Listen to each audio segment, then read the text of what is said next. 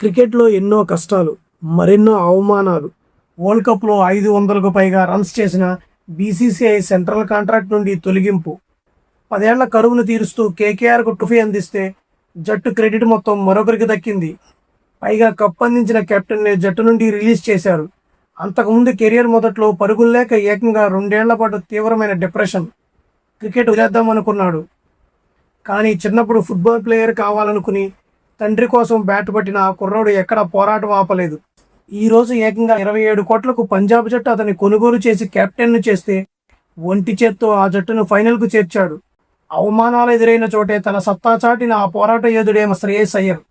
అండర్-19లో రెత్తైన స్థాయి నుండి 27 కోట్ల పంజాబ్ కెప్టెన్గా శ్రేయస్ అయ్యర్ సాగించిన అద్భుతమైన ప్రయాణం గురించి ఈ వీడియోలో చూద్దాం. అంతకంటే ముందు గత సంవత్సరంలో శ్రేయస్ అయ్యర్ జీవితంలో జరిగిన మరియు మిమ్మల్ని అతని వైపు మరింత ఆకర్షించే కొన్ని సంఘటనల గురించి మీరు అర్థం చేసుకోవాలి. మీకు 2023 వరల్డ్ కప్ గుర్తుండే ఉంటుంది. అందులో శ్రేయస్ అయ్యర్ 11 మ్యాచ్లు ఆడి 530 పరుగులు సాధించి అద్భుతమైన ప్రదర్శన కనబరిచాడు. కానీ మరుసటి క్షణమే అంటే 2024 ఫిబ్రవరి నెల ప్రారంభంలోనే బీసీసీఐ అతన్ని సెంట్రల్ కాంట్రాక్ట్ జాబితా నుండి తొలగించింది. వరల్డ్ కప్లో అంత అద్భుతమైన ప్రదర్శన చేసిన శ్రేయస్ అయ్యర్ను సెంట్రల్ కాంట్రాక్ట్ జాబితా నుండి బీసీసీఐ ఎలా తొలగిస్తుందని చూసి యావత్ భారతదేశం ఆశ్చర్యపోయింది. శ్రేయస్ అయ్యర్ ఈ బాధనంతా భరిస్తున్న సమయంలోనే ఒక నెల తర్వాత అకస్మాత్తుగా ఐపీఎల్ మొదలయ్యింది. మరియు ఆ ఐపీఎల్లో గౌతమ్ గంభీర్ కేకేఆర్ జట్టులోకి తిరిగి వచ్చాడు. కానీ గౌతమ్ గంభీర్ కేకేఆర్ జట్టులోకి తిరిగి వచ్చినప్పుడు ఈ పునరాగమనం మైదానంలో ఆటగాడిగా కాదు, కేకేఆర్ మెంటర్గా జరిగింది. తన రాజకీయ కెరియర్ మొత్తాన్ని విడిచిపెట్టి అతను కోచ్గా తిరిగి ఆటలోకి వస్తున్నాడు. సరిగ్గా ఇక్కడ నుండే శ్రేయస్ అయ్యర్కు కొద్దిగా ఇబ్బందులు మొదలయ్యాయి. ఎందుకంటే కేకేఆర్ కెప్టెన్గా శ్రేయస్ అయ్యర్ ఉంటాడు మరియు ఆ 2024 ఐపీఎల్ మొత్తంలో కెప్టెన్గా శ్రేయస్ అయ్యర్ కేకేఆర్కు ట్రోఫీ కూడా అందించాడు. కానీ ప్రతి సోషల్ మీడియాలో, ప్రతి ఆర్టికల్లో, ప్రతి యూట్యూబ్ ఛానల్లో, ప్రతి టెలివిజన్లో కేవలం గౌతమ్ గంభీర్కే క్రెడిట్ దక్కింది. కేవలం అతని గురించే చర్చ జరిగింది. 10 ఏళ్లుగా ఉన్న కేకేఆర్ ట్రోఫీ నిరీక్షణకు తెరదించిన ఆటగాడు ఆ కెప్టెన్ శ్రేయస్ అయ్యర్ గురించి ఎక్కడా చర్చ జరగలేదు. ఇలా 2 సంఘటనలు జరిగాయి. ఒకవైపు కేకేఆర్ అతనికి దక్కాల్సిన క్రెడిట్ ఇవ్వలేదు. అంతకుముందు బీసీసీఐ అతనికి అన్యాయం చేసింది. అయితే తర్వాతి సంవత్సరం 2025 ఐపీఎల్ మెగా ఆక్షన్ రావటం, అక్కడ నుండి పరిస్థితులు మరింత దిగజారటం ప్రారంభమయ్యాయి.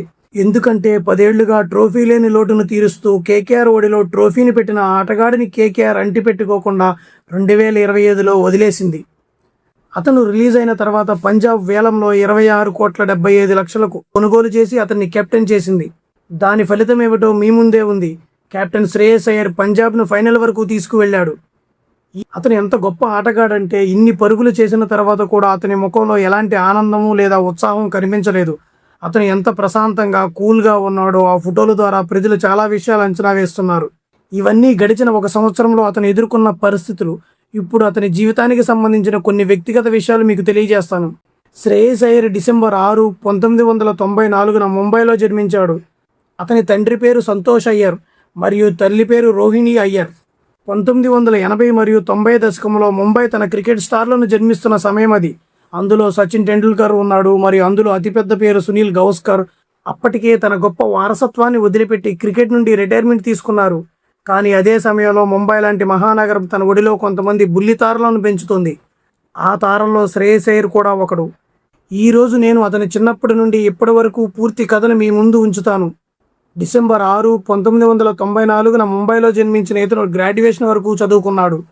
డిసెంబర్ 10, 2017న శ్రీలంకపై మొదటిసారిగా వన్డేలో అరగ్రేటం చేశాడు. ఫిబ్రవరి 2022లో వెస్టిండీస్పై టీ20లో అరగ్రేటం చేశాడు. నవంబర్ 2021లో కాన్పూర్లో న్యూజిలాండ్పై తన మొట్టమొదటి టెస్ట్ మ్యాచ్ ఆడాడు.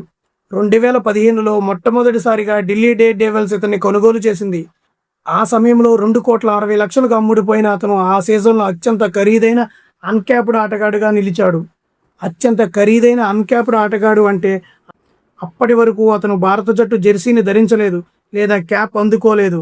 అయినా 2,60,00,000లకు కొనుగోలు చేయబడి ఆ సీజన్లో అత్యుత్తమ ప్రదర్శన కనబరిచాడు. ఫుట్బాల్ ఆటగాడు కావాలని అతని కల క్రికెటర్గా ఎలా మారిందో ఇప్పుడు మీకు వివరిస్తాను. దానికోసం మీరు కొద్దిగా వెనక్కి వెళ్ళాలి. అతని తండ్రి కెరియర్ ఎలా మొదలైంది, అతని తండ్రి జీవితం ఎలా సాగింది అనే దాని గురించి మీరు కొంచెం తెలుసుకోవాలి. శ్రేయస్ అయ్యర్ తండ్రి స్వయంగా క్రికెటర్ కావాలనుకున్నాడు. కానీ సమస్య ఏమిటంటే అతను క్రికెట్లో అంతగా రాణించలేకపోయాడు. మరియు కాలేజ్ స్థాయి క్రికెట్కే పరిమితమయ్యాడు. కానీ తాను క్రికెటర్ కావాలనే తపన అతనిలో ఎప్పుడూ ఉండేది.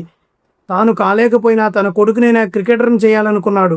అందుకే ఫుట్బాల్ ఆడటంపై ఆసక్తి ఉన్న శ్రేయస్ అయ్యర్ తన తండ్రి కల కోసం 4 ఏళ్ల వయసులోనే మొదటిసారిగా బ్యాట్ పట్టుకోవడం ప్రారంభించాడు. 2000 సంవత్సరంలో సంతోష్ అయ్యర్ తన కొడుకు శ్రేయస్ అయ్యర్ను అడ్మిషన్ కోసం శివాజీ పార్క్ జింకానాకు తీసుకువెళ్ళాడు. కానీ వయసు తక్కువగా ఉండటం వల్ల అతనికి అడ్మిషన్ దొరకలేదు.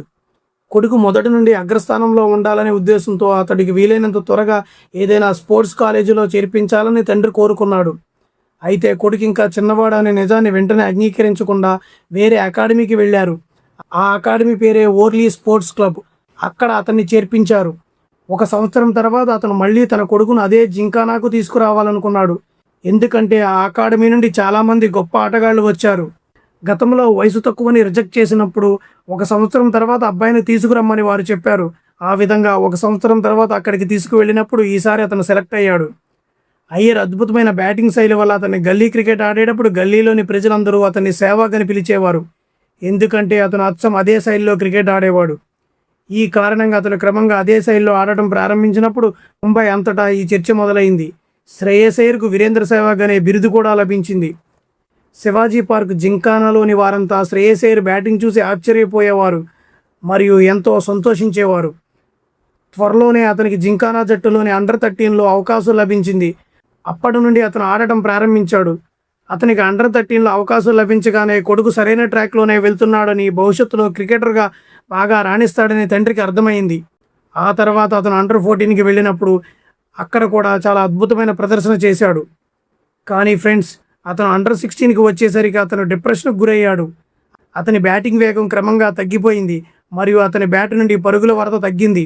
దాదాపు 2 సంవత్సరాల పాటు శ్రేయస్ అయ్యర్ తీవ్రమైన డిప్రెషన్లో ఉన్నాడు. అతని బ్యాట్ నుండి పరుగులు రాకపోవడంతో ఇక క్రికెట్ ఆడకూడదని అతను పూర్తిగా నిర్ణయించుకునే స్థాయికి ఈ డిప్రెషన్ ప్రభావం చూపింది. కానీ ఇందులో అత్యంత ముఖ్యమైన విషయం ఏమిటంటే అతని తండ్రి అతనికి అండగా నిలబడ్డాడు. అతని తండ్రి ప్రతి కష్టసుఖాల్లో అతనికి తోడుగా ఉన్నాడు. ఒక కొడుకుకి తండ్రి తోడుగా ఉన్నప్పుడు ఆ కొడుకు ఎప్పుడూ ఓడిపోడు. ఇక్కడ కూడా అదే జరిగింది. అతను డిప్రెషన్లోకి వెళ్ళినప్పటికీ తండ్రి అతన్ని ఒక స్పోర్ట్స్ సైకాలజిస్ట్ వద్దకు తీసుకువెళ్ళాడు. అక్కడ నిరంతరం చికిత్స కొనసాగింది మరియు దాని ఫలితంగా అతను నెమ్మదిగా కోలుకోవడం ప్రారంభించాడు. ఇక ఆ తర్వాత ఏమైందంటే ముంబై అండర్-19 జట్టుకు అతను ఎంపికయ్యాడు. ఎందుకంటే కోచ్ మరియు సెలెక్టర్లు శ్రేయస్ అయ్యర్ ఆడుతున్న విధానం మరియు అతని టెక్నిక్కి ముగ్ధులయ్యారు. ముంబై అండర్-19లో ఎంపికై అద్భుతమైన ప్రదర్శన ఇవ్వడం ప్రారంభించగానే త్వరలోనే అతను ఇండియా అండర్-19 జట్టులోకి కూడా ఎంపికయ్యాడు. ఆ 2 ఏళ్ల పతనం తర్వాత అతను నెమ్మదిగా మళ్ళీ పుంజుకోవడం ప్రారంభించాడు మరియు అండర్-19 ఇండియాలో 3 మ్యాచ్ల్లో 2 అర్ధ సెంచరీలు మరియు మొత్తం 161 పరుగులు చేశాడు. ఈ అద్భుత ప్రదర్శనకు బహుమతిగా అతను డివిజన్ ఏ మ్యాచ్ల కోసం యూకేకు విదేశీ పర్యటనకు పంపారు. విదేశాలకు వెళ్లి ట్రెంట్ బ్రిడ్జ్ జట్టు తరపున ఆడుతూ శ్రేయస్ అయ్యర్ 99 సగటుతో 297 పరుగులు చేశాడు. అందులో ఒక అద్భుతమైన 171 పరుగుల ఇన్నింగ్స్ కూడా ఉంది. ఆ సమయంలో ముంబైలో డొమెస్టిక్ క్రికెట్ ఆడుతున్నాడు.